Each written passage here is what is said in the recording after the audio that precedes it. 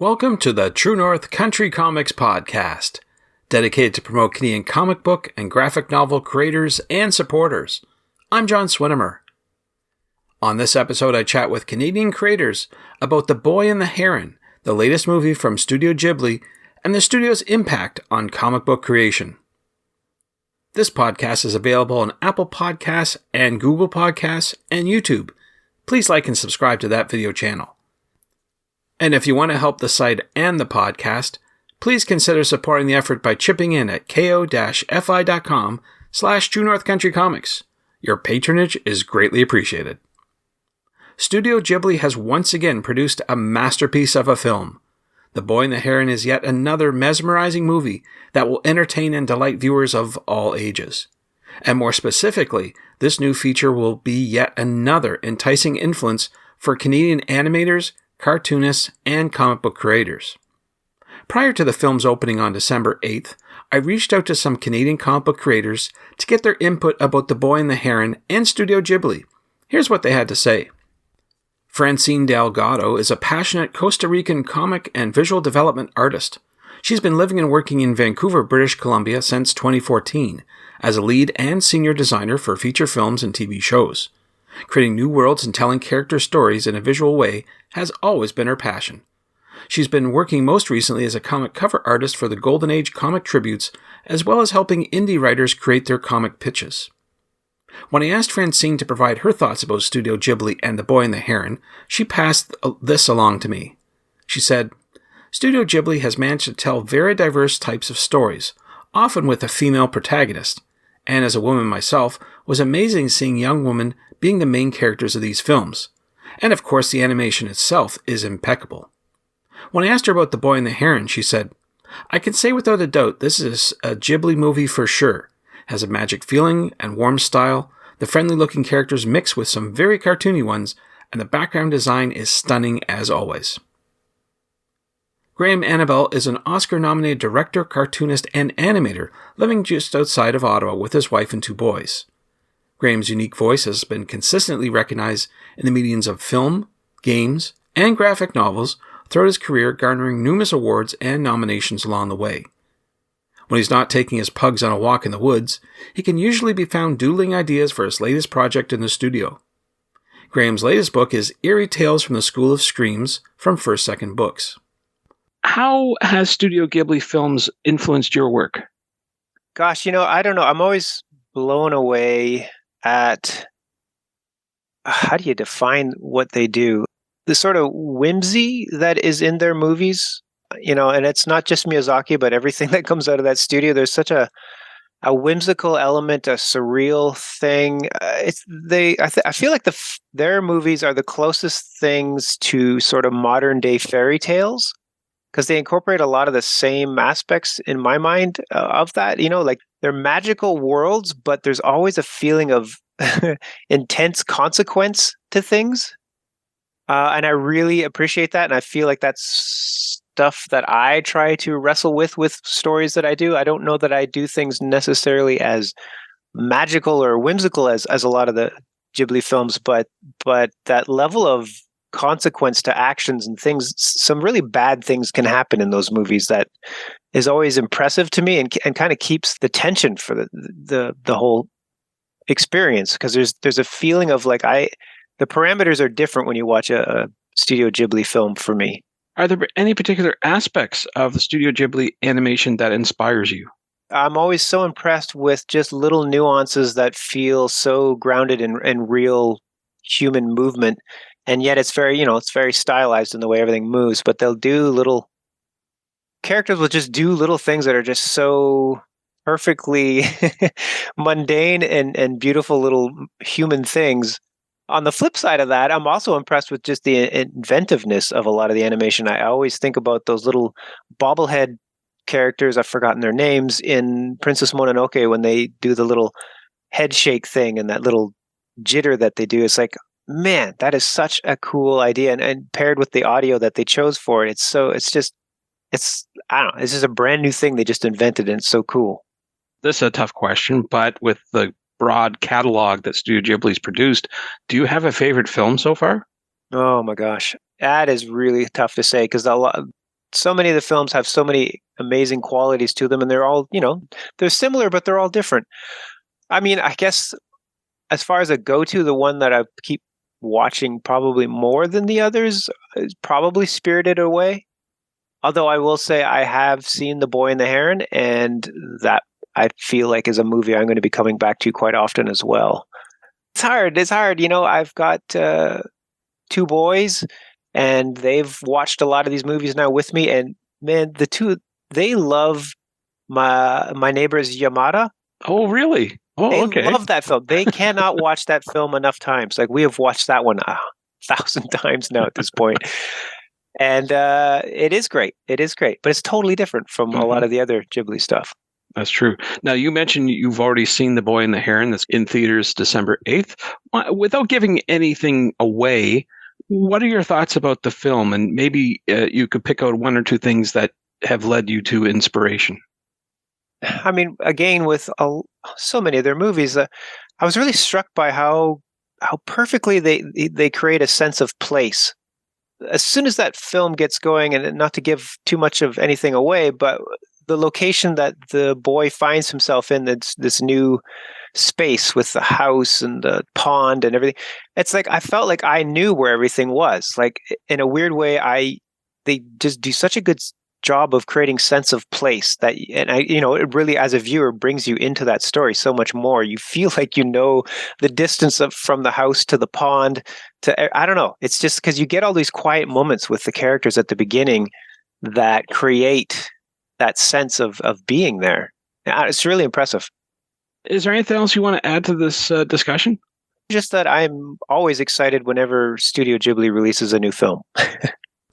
Tara Audibert is a multidisciplinary artist, filmmaker, cartoonist, animator, and podcaster residing in sunny corner Brunswick. She owns and runs Moxie Fox Studio, where she creates her award-winning works, including the animated short film The Importance of Dreaming. She has done comics such as This Place 150 Years Retold and Lost Innocence, and Nitap, Legends of the First Nations, an animated storytelling app. Her current ongoing project is the Jojo Macoon series with author Don Quigley. When I asked Tara to provide her thoughts about Studio Ghibli and its impact on her work, she said, "The main thing I can comment on as an animator and comic artist are the extensive boards Miyazaki uses. There's not much difference between the film and the storyboard animatics. The boards are inspiring for comics because they show so much movement and expression. Miyazaki has a hand in all of it, fixing individual lines with masterful precision. If it doesn't work in the boards, animating it won't make it any better. My takeaway as a filmmaker as well has always been to make sure the storyboards are as accurate as you can make them, then adding the movement will add to the story." Scott A. Ford is an award-winning comic creator, illustrator, and designer from Winnipeg, Manitoba. His work puts an emphasis on atmosphere and rich visuals, drawing inspiration from video games, graphic design, film, and animation. His comic projects include Boreal, Arkland, Giant's Well, Oko Somoso, and Romulus and Reus. Here's what Scott had to say. Studio Ghibli is such a huge influence on my work, particularly on my largest graphic novel, Arkland. I think you can probably see the influences in there. Yeah, Studio Ghibli is such a magical, like wondrous, kind of exhilarating and sometimes scary, but also just this calming kind of presence that permeates most, if not all, of their work that I certainly gravitate towards, and I'm sure a lot of other creative people gravitate towards. That is just, there's something about it. There is a vibrancy and a spark to it that is so enthralling and calming, that is captured in their colors, in their character designs, in their pacing, in their music. And it's something that I've always been hugely inspired by in my work. Yeah, in Arkland in particular, but a lot of my other work and standalone illustration as well. Are there any particular aspects of the animation that inspire you? Like, you don't have to go into detail about a movie, but the process, like how they get the images across. Anything inspire you specifically? Yeah, certainly. I think their attention to backgrounds and attention to detail to environment designs is a huge influence on my work. And again, particularly in Arkland, when I first started planning that graphic novel, I was doing my own concept art just for my own internal use to plan out the backgrounds and planning out the environments in different times of day with different lighting and different color palettes.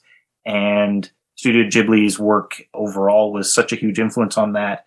And how they're able to pace out their stories and really feel a sense of place that you are there with those characters in those spaces, with the lighting and the sound design and the colors and the way that the characters move through those spaces. You feel like you're there. You don't feel like they're just, animations over top of flat backgrounds, even though in a lot of cases that's physically how they're, constructed. You have matte paintings and animation cells over top. You feel like these characters are in this space, moving through this space, and you can feel the camera moving through this space as if it was a physical set. That is so exciting to me. As a creative who also is making their own worlds and their own fantastical environments and fictional environments, that's something that is top of my list when I'm making comics. Is I want to make worlds that you feel like you can step into, that you feel like when you move from panel to panel, you are moving around the room or moving in pace with the characters that are also moving through those spaces. In one of your recent lectures, you had mentioned something called quiet moments, specifically around Studio Ghibli. I wonder if you could talk a little bit about that. Yeah, so there's this term known as ma, which I believe translates from Japanese to negative space. Forgive me if I'm not quite translating that exactly, but it is in that lecture that I did here at the Winnipeg Public Library. I highlighted this video called "The Best Moment in Spirited Away is a Scene Where Nothing Happens." And they talk about this concept of ma and allowing room to breathe and allowing for nothing to happen, and the idea that negative space is not wasted space. And that is something that I am hugely inspired by in my comics, that I, rather than just always moving from word balloon to word balloon, panel to panel, action to action, letting the reader and hoping that the reader will take a breath, soak it in, try to just be in that moment. And I think as an artist, that is the goal, is I want people to appreciate my work and appreciate just being in that work, not just getting through it, finishing it, but just enjoying that process, enjoying that journey of the story. And so those moments that Studio Ghibli and Hayao Miyazaki's work in there is something they do so masterfully, is allowing that calmness and that sense of place and that kind of groundedness and sereneness to really take hold, and for it to not be boring, but compelling to just sit in these quiet moments. And in comics in particular, being a quiet medium, because compared to animation, there is no sound design in comics. And so trying to capture that quietness on the page in an intentional way is something that I'm very interested in. This is probably a really tough question to answer, and with all the catalog of Studio Ghibli films, but I have to ask you, do you have a favorite film? I think, that is a hard answer, because I do love a lot of them so much. The first film that I ever saw was Spirited Away, not in theaters, but I saw it on, I think we rented the DVD from Blockbuster when I was in my early teens, having almost no familiarity with anime in general, and that being a really compelling experience, that like this piece of animation that it is for kids, but it's scary and it's weird and it's intentionally frightening and dark in spots. And that was such a sort of wondrous, eye-opening experience as a kid. Again, not too young, but young enough for that to definitely make an impact on me.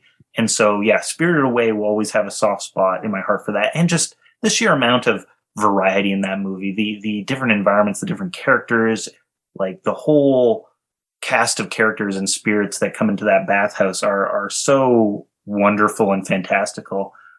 But taking that and nostalgia kind of out of the equation, I think Princess Mononoke might be my favorite just for I think its message is extremely compelling and its characters are more compelling than maybe Spirited Away for me personally.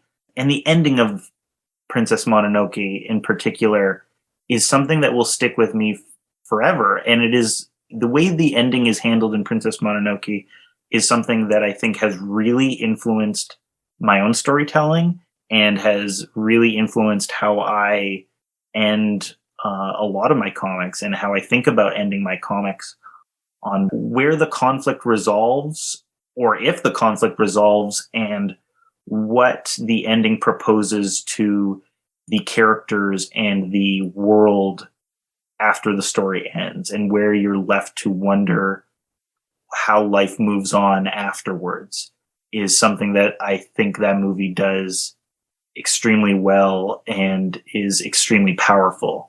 Anything else you want to add? I think overall that Studio Ghibli is such a huge influence in so many mediums. I think is really fascinating that make comics and I'm so heavily inspired by Studio Ghibli, and you see Studio Ghibli's influence in so many other comics, but you see Studio Ghibli's influence in almost every medium. You see music inspired by it. You see video games inspired by it. You see movies, whether they're animated or they're live action, inspired by it. Standalone artwork, sculpture. I am constantly encountering artists that I feel those influences from it, that there is something extremely magical about it that has permeated almost every artistic medium, that I think is cool to see. It's cool to see how comics can be influenced by it, and then also video games, and how they take similarities, but also how they do things differently because of, this constraints of the different medium. Yeah, it's cool. And it's, I love it. Lots of other people love it too. Thanks to Francine, Tara, Graham, and Scott for their time to contribute to this podcast. If you haven't done so already, please subscribe to and like this podcast on Apple Podcasts. And please check out the TrueNorthCountryComics.com website. True North Country Comics is now on YouTube at True North Country Comics Videos. Please like and subscribe to that video channel and hit the notification button. You can follow along at True North Country Comics on most social media sites. And remember to send your feedback to John at TrueNorthCountryComics.com. If you want to help the site and the podcast, please consider supporting the effort by chipping in at ko-fi.com/True North Country Comics. Your patronage is greatly appreciated. Thanks again for listening, and come back soon for another episode. Bye for now. True North Country Comics Podcast is copyright True North Country Comics, copyright 2023.